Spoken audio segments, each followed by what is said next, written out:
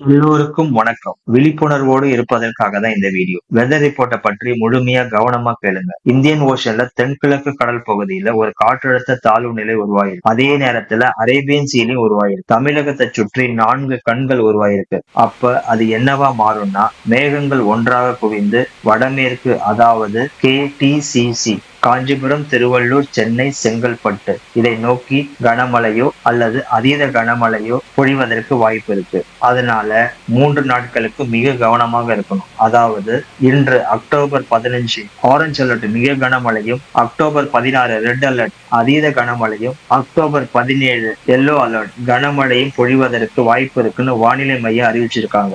இதனால நாம செய்ய வேண்டியது, முதியவர்கள், மாற்றுத்திறனாளிகள், கர்ப்பிணி பெண்கள், இவர்களுடைய உறவினர்கள் அவர்களுடைய பாதுகாப்பை உறுதி செஞ்சுக்கோங்க.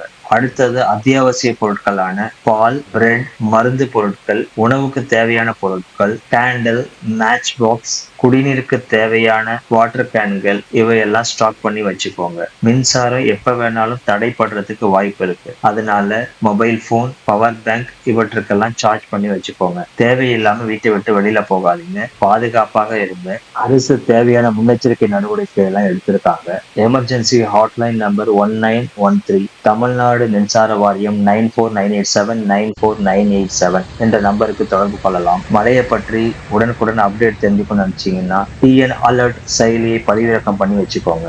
மிக முக்கியமா, ஒவ்வொரு முன்கள பணியாளர்களும் தங்களுடைய பாதுகாப்பை உறுதி செஞ்சுட்டு வேலை செய்யுங்க.